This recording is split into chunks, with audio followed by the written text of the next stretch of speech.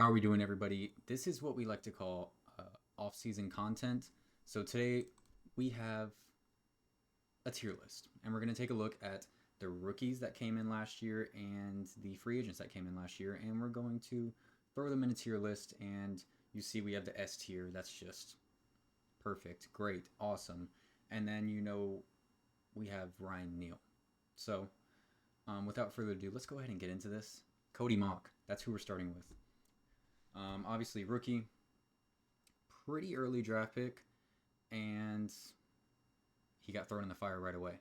Undersized, probably isn't even playing his natural position, and I think he fared pretty well. I, it took him some while to come along, as most rookies do. You saw the same thing with Ali Marpet. You saw the same thing with Alex Kappa. These guys that come from these smaller schools, they're a little undersized. They need some time to put on weight, put on muscle, get their technique and all that stuff right. It takes a minute. And given all of that, I'm going to throw Cody in the B tier. I think that's fair. I don't think he was amazing, and I don't think he was holding this offensive line back more than the guy left to him and the guy to the left of him, if you know what I'm saying. Next up, Jose Ramirez, mostly a practice squad player. He was a late round pick. It's not like he was expected to come in and make a bunch of noise. I'm gonna throw him at a C. He's stuck on the practice squad. I hear he's really lively in the locker room. All the guys like him. Saw him in those Tiny Mike videos. He's a funny guy. I'll give him a C. Next up, we have Payne Durham. Now this one's kind of tough to me because he really did not play that much. I liked him when we drafted him, 4th round, another 4th round tight end. He just didn't get very much playing time. But the thing is, when the ball did get thrown his way, he made some plays like that catch. What was that against the Colts? That crazy catch. Oh. I'm going to give him a C as well. If I would have to assume the reason he's not getting playing time, because it seems like you throw the ball up to him, he's coming down with it. And we saw Cade Otton definitely drop some wide open passes, so you would think, like, why would he not be in? I'm trying to think of the reason. Maybe he's not a good route runner, not a great blocker. That's what I would have to assume. Those are things you can get better at, though. So I'd like to see him after this offseason, how he improves. Even though I do think the Bucs are going to get another tight end in that tight end room, so he's going to have some more competition. Next up, Kalijah Kancey. 19th pick in the 2023 draft, and Jason Light hit it out of the ballpark. I mean, I did not see very many mock drafts of the Bucs taking Kalijah Kancey, and yet they did. I was at the draft party when it happened. He came across the board, Kalijah Kancey, and everyone there was kind of just like, okay. But no one's just saying okay now. We're saying, yes, this guy is going to be a monster. You give him a full off season, healthy training camp. You got to remember, he wasn't even practicing during training camp because of his injury. He missed the first few games. You give this guy a full offseason, full training camp, start the season healthy. Dangerous. Real dangerous. Next up, we got Josh Hayes. Mostly a special teamer for the Bucs this year. I really didn't notice him much, but if you're not getting noticed on special teams, it's usually a good thing. You're not making any stupid plays or anything like that, even though he did have that guy as his special teams coordinator. He's gone. We don't got to name names, but late round pick, what was he, 5th, 6th round? I don't think he had as good of a year as Payne Durham, but he definitely was not Ryan Neal. I'll give him a D. I think that's fair. I don't think he really saw any time on defense. Did he see any time on defense? I don't know. Yaya Diaby, another Jason Light gem find. Third round pick. You saw him. He was he's just this huge muscular body, athletic freak. He came on slow, but I'm not going to put that on Yaya Diaby. I'm going to put that on Todd Bowles for not getting him in the starting lineup when I think he became a starter week 10. Shouldn't have taken that long because Joe Tryon was not doing anything that was worth keeping a starting job. I'm going to give Yaya...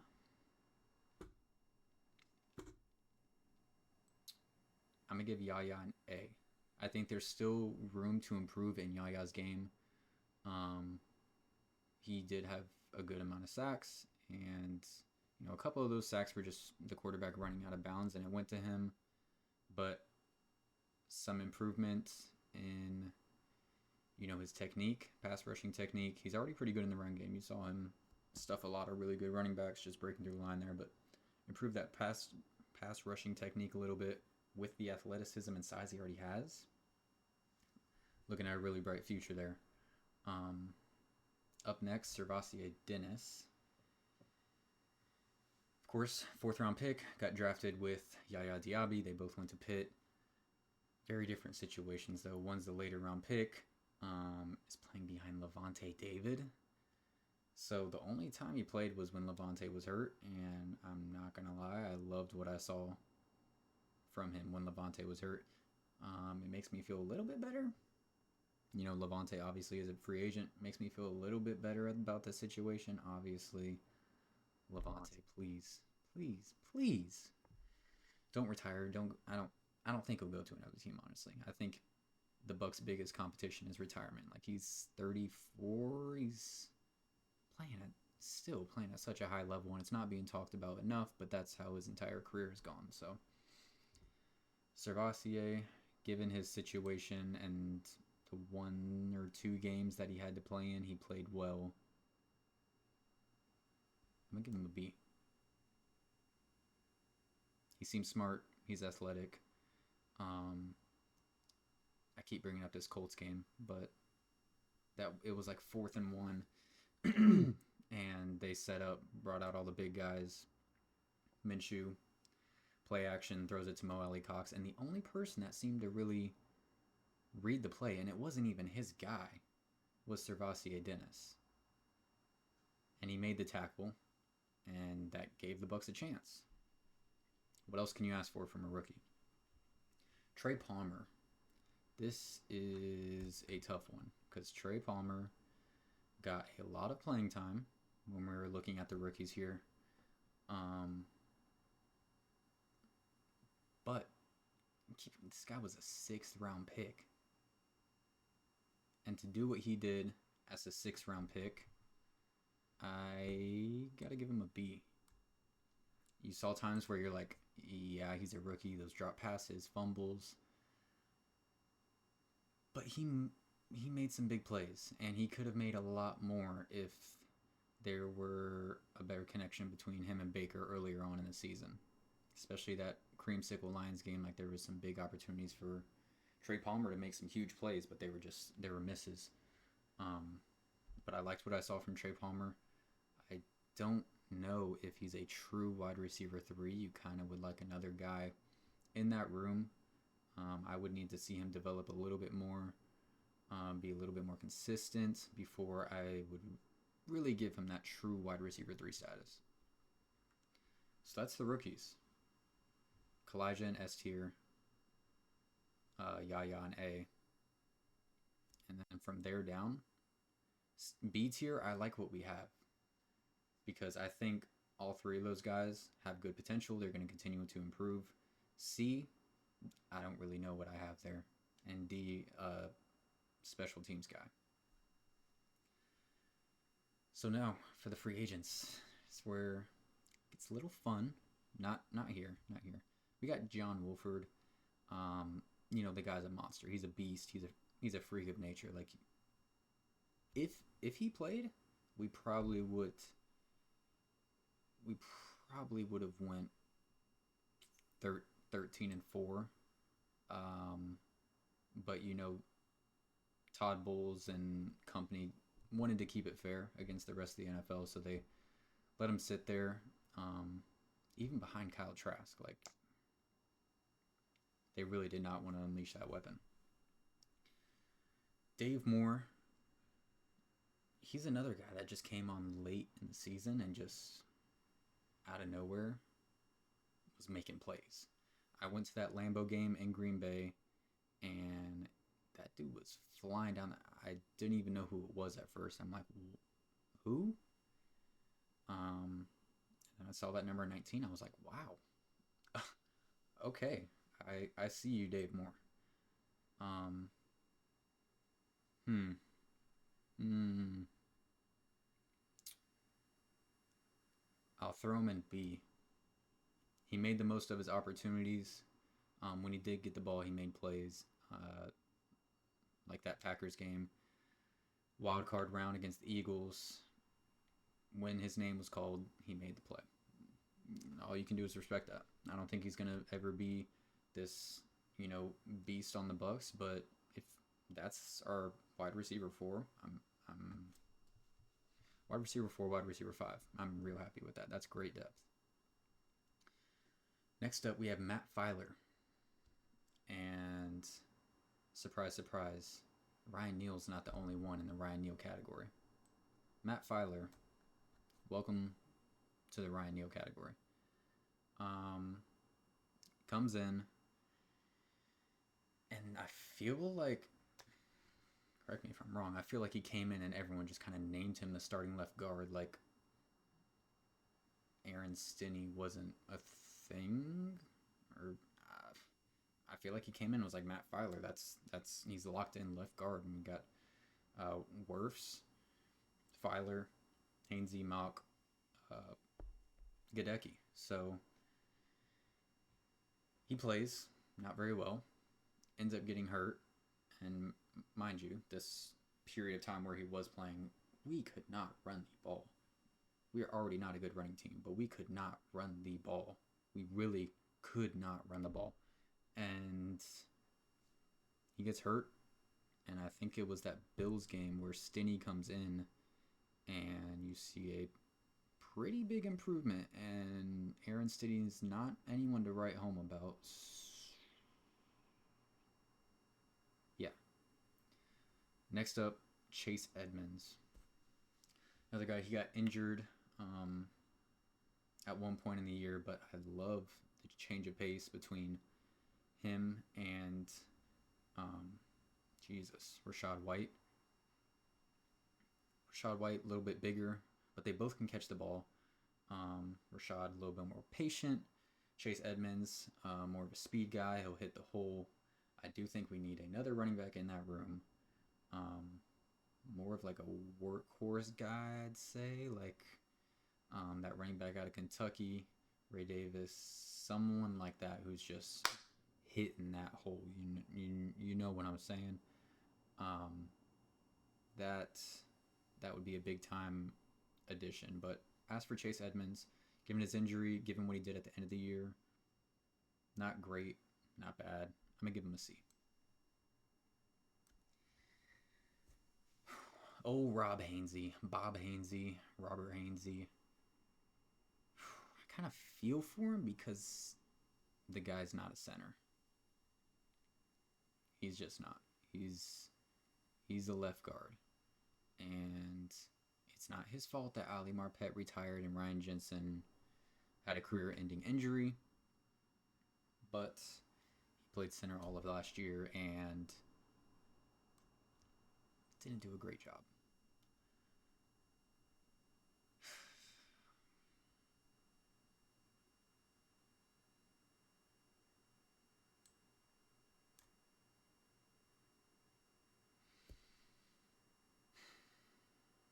Now here,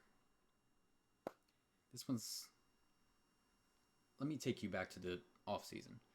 So we pick up Ryan Neal, cheap, 1-year deal. I felt like his film was not bad with the Seahawks.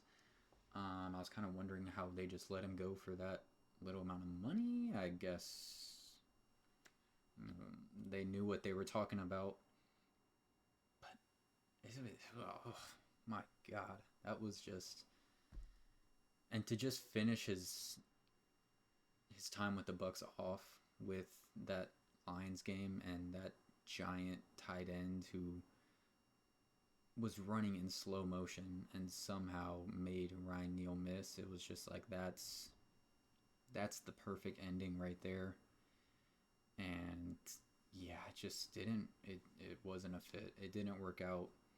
I hoped for the best for Ryan Neal because I met him at training camp. The guy was oozing positive energy. I liked his vibe. The guy was cool. He was the only one that came over to where we were, and the dude was chill. He gave my girlfriend an autograph, and I'm just like, okay, maybe we can have a guy that can, more of a veteran guy that can pair up with Antoine Winfield Jr., and maybe we can have something on that back end. But dear God. Now we got Baker Mayfield, a current free agent. I'm hoping that changes because Baker Mayfield, he comes on a 1-year, $4 million deal. They didn't give him the job. They said, you're going to compete. He competed, and he won the job. He comes out. He has a brand new offensive coordinator, which is number what? How many offensive coordinators has he had in however many years? It's a ridiculous number, and now he's going to have another one. It's been a tough ride for Baker. A lot of people counted him out, but the dude, it's a strong-minded dude. He could have fell down, the bust rabbit hole where it's just, yeah, you can go with all of those other first-round draft picks and number 1 draft picks that didn't end up being any good, but no. He fought. The Bucs gave him a chance. He took that opportunity, ran with it, made the most of it, and you got to respect the guy for it. He took this team, excuse me. He took this team that was projected to win 4 games by most. You remember all of those Caleb Williams mock drafts where the Bucs were picking in the top 5, and we're like, okay, we're getting a quarterback, and the season hadn't even started yet. They were already counting Baker Mayfield out.